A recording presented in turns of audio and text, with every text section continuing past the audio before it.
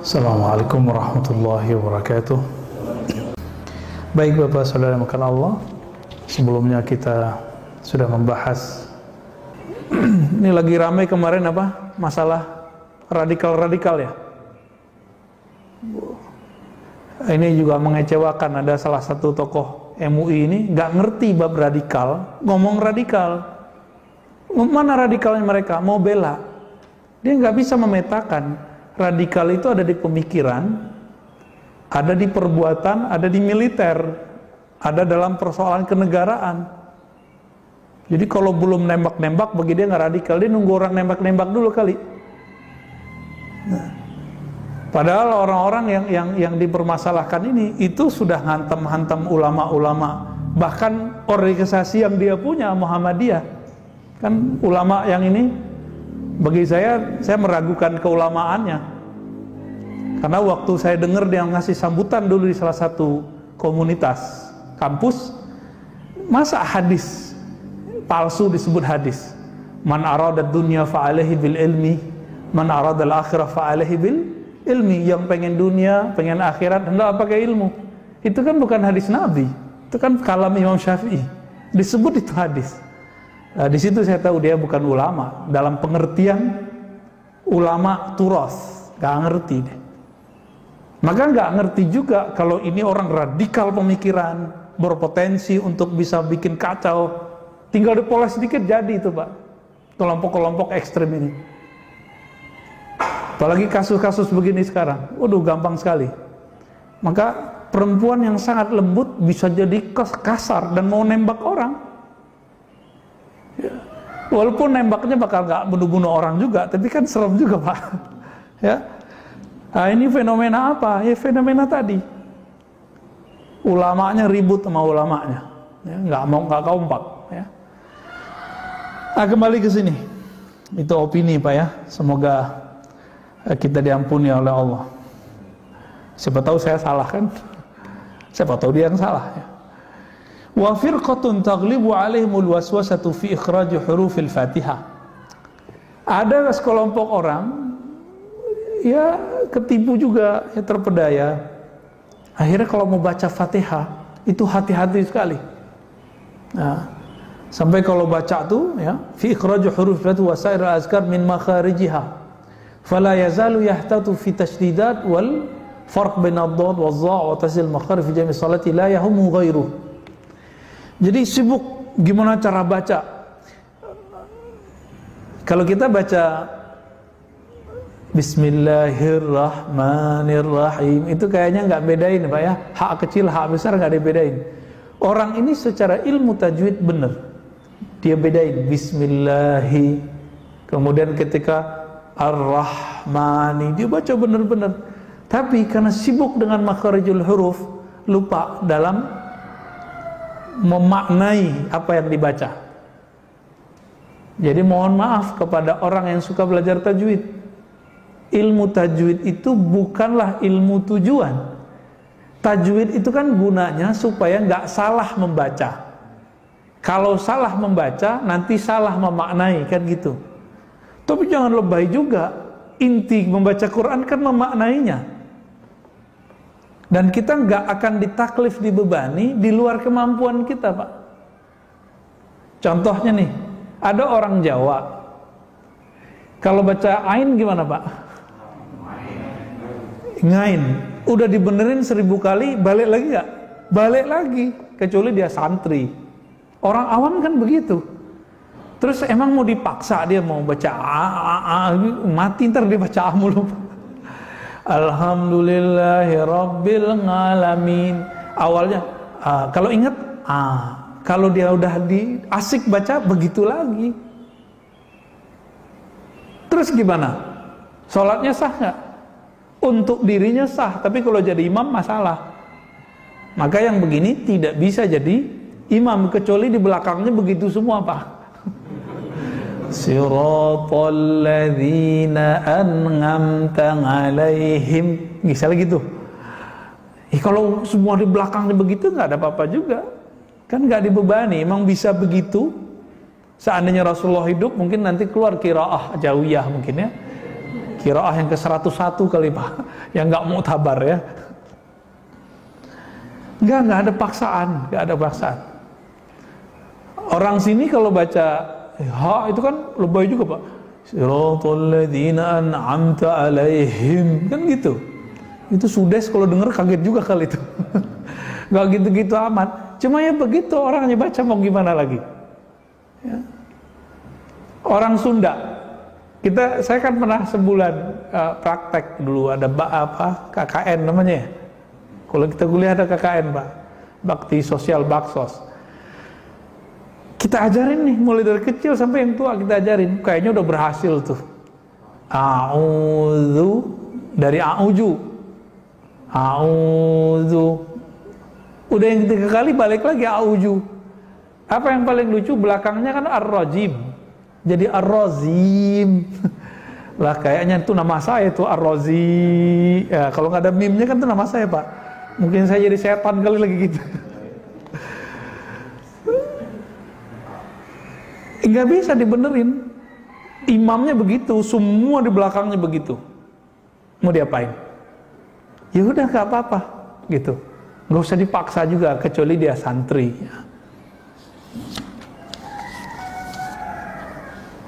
Nah, bagi orang-orang tertentu kalau mendengar begitu dia ulang lagi sholatnya Pak, ya nggak apa-apa. Misalnya kita dengar orang begitu, kita di belakangnya, boleh nggak ulang sholat? Boleh.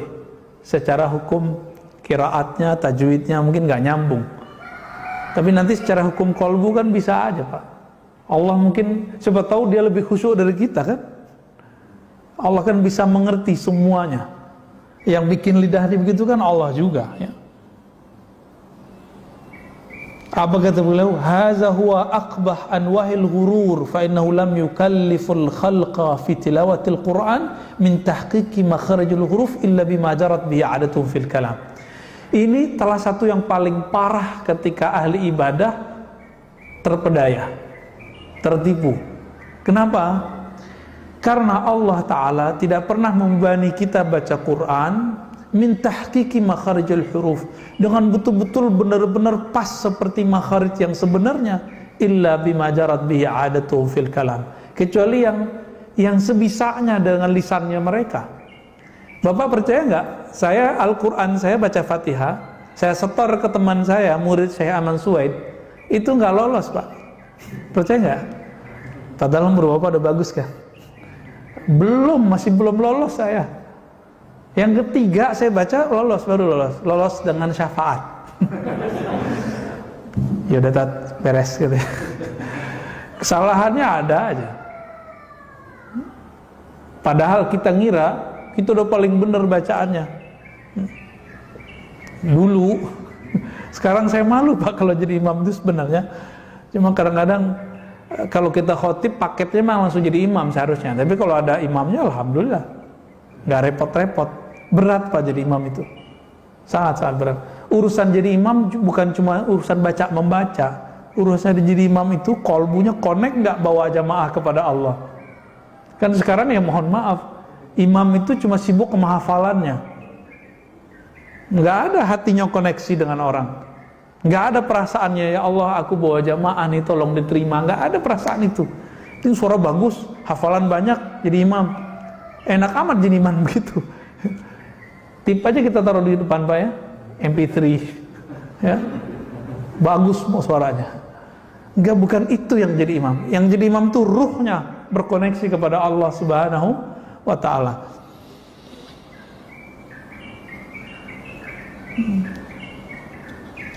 Jadi kata Imam Ghazali, orang-orang yang tertipu dengan ilmu tajwid ini seperti orang yang membawa surat kepada seorang pemimpin, seorang raja, seorang ketua, pejabat, lalu dia bacalah surat itu dengan bagus-bagus, lalu dia lupa dengan isinya. Mirip-mirip kayak kita dulu sekolah, terus baca undang-undang dasar, ya, apa pembukaan ya? Saya hafal Pak dulu itu, tapi nggak ngerti isinya. Jadi PPKN itu nilainya kurang bener itu dulu ya. Makanya dulu karena saya nggak ngerti, sempat tidak hormat ke bendera karena kecuci otak. Kecuci otak kita Pak. Ini kelompok radikal yang diperdebatkan kemarin itu kan mereka mengajarkan lagu Indonesia Raya itu tidak benar, syirik. Hormat ke bendera itu nggak boleh, syirik. Kan nggak ngerti dia bab tauhid. Mana yang syirik, mana yang nggak syirik, nggak paham. Itu mulai radikal tuh. Dan nasionalismenya mulai rusak. Itu dibela oleh orang MUI ini. Nggak aware dia, nggak ngerti persoalan sebenarnya. Ya baca disertasi saya aja lah ya. Mana kelompok ekstrim itu ciri-cirinya apa? Ini ada di situ semua. Ini menyedihkan Pak hari ini. Asal komen aja. Dan yang menyedihkan sekampung lagi mas saya. Senior jatuh ya, umuran bapak saya lah jatuhnya. Nggak enak juga loh kalau mau ngomong Pak. Ya. Takut kualat juga. Siapa tahu sukunya sama dengan mak saya kan. Ya semoga beliau aware lah. Ya. Jangan asal komen-komen aja kalau di sosmed itu, di TV dan segala macam. Ya. Saya yakin seumuran beliau nggak mau cari popularitas lah. Ya, mungkin mau ngasih kesempatan buat anak muda, tapi dia nggak mengerti persoalan yang sebenarnya. Persoalan itu berkembang terus Pak. Orang-orang tua harus belajar juga sama anak muda. Jangan anak muda mulu yang belajar sama yang tua. Ya, banyak yang kita perlu nanya sama anak muda Pak. Banyak persoalan hari-hari ini itu banyak kita nggak ngerti. Nanya sama anak muda, dengerin dia bercerita apa yang dia dapatkan. Kira-kira gimana Pak? Kalau ada orang bilang lagu Indonesia Raya itu syirik, gimana? Itu radikal nggak sih? Radikal nggak? Itu anti NKRI nggak tuh? Terselubung kan? Hormat ke bendera nggak boleh katanya. Gimana? Wah, ketemu polisi sama angkatan gawat ya. Saya lama Pak nggak hormat ke bendera. Mulai dari kelas 3 Sanawiyah, MTSN. Ya sampai kemarin-kemarin lah. Belum lama ini.